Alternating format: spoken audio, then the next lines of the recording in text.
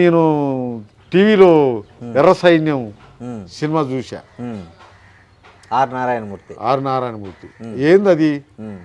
మరి మీలాంటి వాళ్ళు ఎవరైనా చూస్తే అందులో ఏముందో చెప్పాలి. నాకు అది పూర్తి విరుద్ధమైనటువంటిది. ఇప్పుడు మనం ఏదన్నా జరిగిందాన్ని తీయటం వేరు, జరగబోయేదాన్ని తీయటం వేరు. ఊహించుకొని ఊహకథలన్నీ తీస్తే ఎట్లా? ఆయన కూడా కమ్యూనిస్టే కదా నారాయణ. ఊగిపోతాడు ఆయన్ని కమ్యూనిస్ట్ అని నేను అనుకోను. కాకపోతే ఇలా సినిమాలు తీసి ఏం చేస్తాడు అని దానికొద్ది ఆ కమ్యూనిజాన్ని అబాస్పాలు చేస్తాడు నారాయణమూర్తి. నేను నిన్న చూసిన ఎర్ర సైన్యం సినిమాలో ఇన్ని రోజులు చూసారా? వచ్చిన ఇన్ని రోజులకు అది ఎప్పుడు వచ్చిందో అట్ట వచ్చిందో నీ సినిమాలు కూడా చూడను. నేను ఏదో నిన్న టీవీ పెట్టినా సినిమా స్టార్ట్ అయింది. ఎర్ర సైన్యం అనేది కనిపించింది కాబట్టి చూసా. ఓకే, అది ఎంత విరుద్ధంగా ఉంది. ఎప్పుడు జరిగినాయి, ఏ జనం వచ్చారు.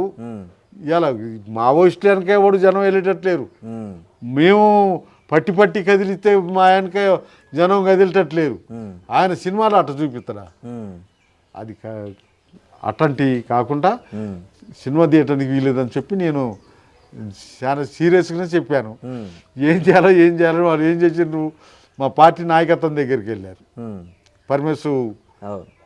మా పార్టీ పరమేశ్ మీ నాయకత్వం దగ్గరికి వెళ్ళి వాళ్ళతోటి మాట్లాడి వాళ్ళకి ఈ విషయం అంతా చెప్పి ఇది చేసినాక వాళ్ళు చెప్పారు, బాబు నువ్వు ఏం చేస్తావు చేయి, కానీ మేము చూసినాకనే రిలీజ్ చేయాల్సి ఉంటుంది, నువ్వేం చేస్తావు మేము చూడాలా అని అంటే మంచిదని వాళ్ళతో ఒప్పుకొని అప్పుడు వచ్చి మొదలు పెట్టండి. ఇప్పుడు ఏం జరుగుతుందో, మిమ్మల్ని నటించమంటే సినిమాలో నటిస్తారా? దానికి వ్యతిరేకమైనటువంటి వాళ్ళ మేము దాంట్లో నటిస్తామండి. అవునా? ఏదో సీన్లోనో మన జీవితానికి అది పనికిరాదు. మన జీవిత చరిత్రని ఎవరన్నా పుస్తకాలుగా రాసుకోవచ్చు. ఇప్పుడు ఆ పరమేశ్ లాగా ఏదన్నా ప్రయత్నం చేయొచ్చు, కానీ మేము దాంట్లో ఇన్వాల్వ్ కావటానికి సుముఖంగా లేవు. మేము దానికి వ్యతిరేకం. అదే సినిమాలు అంటే మర్చిపోయినా, మీ ఇన్నేళ్ల జీవితంలో అందరూ కలిసి ఏదైనా సినిమాకి వెళ్ళారా? కలిసి సినిమా థియేటర్లో సినిమాలు చూసారా?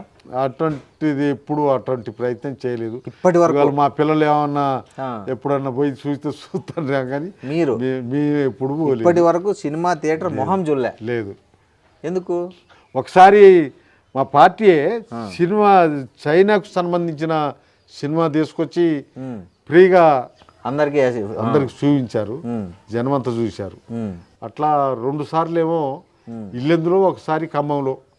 అంతే తప్ప చైనా సినిమా సంబంధించిన అది కూడా కమ్యూనిస్టు అది చూపించారు. మా పార్టీ అది తీసుకొచ్చి చూపించారు. మీ భార్య ఎప్పుడు అడగలేదా సినిమాకి తీసుకెళ్ళు లేదా? అప్పుడంతా ఆమెకి ఎప్పుడు ఇల్లు ఇంటి పని ఇదే సరిపోతుంది. ఆ సినిమా చూద్దాం అనే ఆలోచన ఆమెకు రావటం కానీ, సినిమాకి తీసుకుపోదాం అనే ఆలోచన నాకు రావటం కానీ ఎప్పుడు లేదు. ఓకే, సరే. మీరు ఈ ఇంటి పని అంతా మీ భార్య చేసుకుంటుందా మొత్తం? అంత మా భార్య, మా కోడలు వాళ్ళిద్దరు కలిసి చేసుకుంటారు. ఇప్పుడు కోడలు వచ్చింది కాబట్టి కోడలు చూసుకుంటుంది. అంతకన్నా ముందుగానే ఆమె కదా. ఇంటి పనే కాదు, వ్యవసాయం పని అంతా కూడా.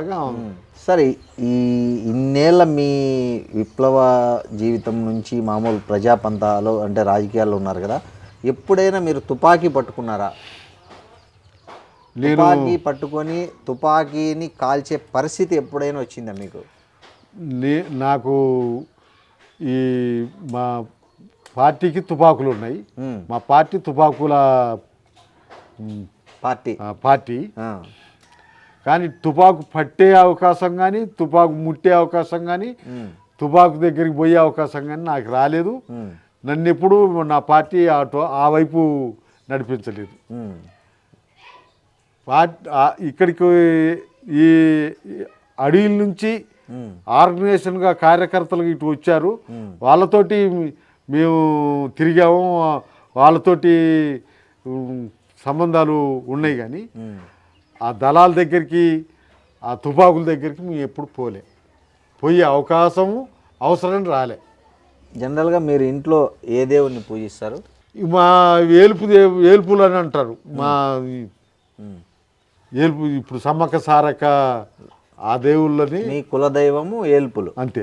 ఎక్కడుంది గుడి? గుడి ఉందా? మాకు గుళ్ళు గిట్ట ఏం లేవు. మా వాళ్ళు ఈ ప్రాంతంలో ఉన్నటువంటి మా వాళ్ళందరూ 3 సంవత్సరాలకు ఒకసారి ఇక్కడ ఈ ఇల్లెందు మండలంలో మాణిక్యారం గ్రామం అని ఉంది. ఆ గ్రామం కాడ అందరూ అక్కడికి చేరుకొని అక్కడ 3 రోజులు ఫుల్ ఆ కార్యక్రమం నిర్వహించుకొని మళ్ళీ ఇటు వెళ్ళిపోతారు. అట్లే ఈ సమ్మక్క సారక్క దగ్గరికి నేను ఎప్పుడు జాతర టైంలో పోలేదు, కానీ జాతర లేని టైంలో మా ఆర్గనైజేషన్ పర్పస్లో అక్కడికి 2-3 సార్లు పోయి వచ్చా. ఆ ప్రాంతం అంతా చూసి వచ్చా. సో మీరు ఈ మందు విందు అన్నీ చేసుకుంటారా జాతరలో? అన్నీ ఉంటాయి. మీరు ఏమన్నా? నేను దానికి దూరము. మీరు మందు తాగరు? అది చిన్నప్పటి నుంచే తాగరు. జనరల్గా ఈ కోయ ఈ జాతుల్లో మామూలుగా ఇప్పసారా ప్రతిదానికి ప్రతి కార్యక్రమానికి అది లేకుండా ఉండవు చేస్తారు. మీరు మాత్రం? నేను చిన్నప్పటి నుంచి అటువంటి అలవాటు లేదు. మా తాత మా నాన్న వాళ్ళు తాగేవాళ్ళు. ఈ ఇప్ప పువ్వులు మేము ఇప్ప పువ్వులు సేకరించేవాళ్ళం. ఇంకో 4 రోజులైతే ఇప్ప చెట్ల పువ్వులు వస్తాయి. అవి 1 నెల రోజుల దాకా రాలుతూ ఉంటాయి. ఒక చెట్టు రోజువారీగా పూలు రాలుస్తుంది 1 నెల రోజుల దాకా. అట్లాంటి ఇప్ప పూలని మా అమ్మ మా నాయనమ్మ సేకరించేవాళ్ళు. మేము వాళ్ళతోటి పాటుగా మేము పోయేవాళ్ళం వాటిని సేకరించడానికి. అట్లా సంవత్సరానికి 2 క్వింటాలు 3 క్వింటాలు సేకరించేవాళ్ళు. మా వాళ్ళు సారా తయారు చేసేదానికన్నా ఎండాకాలం ఏమో ఉడకబెట్టి తినేవాళ్ళం ఇప్ప పూలని. బాగుంటుందా? బ్రహ్మాండంగా ఉంటాయి. నేను ఫస్ట్ మీరు రాగానే మీకు చెప్పింది చాలా కటు రోజులు అన్నానే. గడ్డలు దోకొచ్చి పెట్టేవాళ్ళు మా నాయనమ్మ మా అమ్మ. ఆ ఇప్ప పూలని ఉడకబెట్టి పెట్టేవాళ్ళు. ఈ వానకాలం మొదలైతే ఈ పువ్వు గంపల్లో దాచి పెడతాం కదా, మెత్తగా అయింది. ఎండాకాలం ఏమో ఉడకబెట్టుకొని తినేవాళ్ళం. ఈ వానకాలం మొదలు కాగానే ఈ వాతావరణంలో మార్పులు రాగానే మెత్తగా అయ్యేది. అప్పుడు ఏంపుకొని తినేవాళ్ళం. ఏంపుకొని మన జొన్నలు మొక్కజొన్నలు నువ్వులు వీటిని ఏంపి పిండి కొట్టుకుని ఈ ఇప్పపూలు ఏంపిన ఇప్పపూలని ఈ పిండిని కలిపి కొడితే మనం ఇప్పుడు లేవిడీలు చూస్తున్నామా, లేవిడీలు లాగా తయారయ్యేది. ఆ లేవిడీలు లాగా ఉంటే తినేవాళ్ళం. వాటిని తినుకుంటూ మేము మా ఇంట్లో తయారైనటువంటి అంబలి తాగుకుంటూ వాటిని తినుకుంటూ ఇది చేసేవాళ్ళం. అట్టా ఆ కరువుల్ని అధిగమించాం. అట్లా మా కుటుంబమేనా అనేదానికి వస్తే మా జాతి ఈ ఏజెన్సీలో ఉన్నటువంటి ప్రజలు అందరూ ఆ రకమైనటువంటి తాగాలని ఎవరు ఒత్తిడి తేలేదా మీ మీద? ఎమ్మెల్యే అయినప్పుడు కానీ ఏదైనా పార్టీల్లో అక్కడ ఇక్కడ వాళ్ళందరూ తాగేవాళ్ళు. అదే సమయంలో మేము ఉన్నా కానీ మమ్మల్ని ఎవరు ఎందుకు అంటే జనరల్గా ఆ డెసిషన్ ఎందుకు తీసుకున్నారు మీరు ఎప్పుడు తాగకూడదు అని? ఏదైనా దీని వెనక మా పార్టీ చెప్పే సిద్ధాంతం ప్రకారంగా మా పార్టీ అది ఎట్ట తప్పో అది ఎట్ట పనికిరానిదో దాంట్లో నష్టమేందో ఇవన్నీ చెప్పేవాళ్ళు. మేము దాన్ని ఆచరించేవాళ్ళం.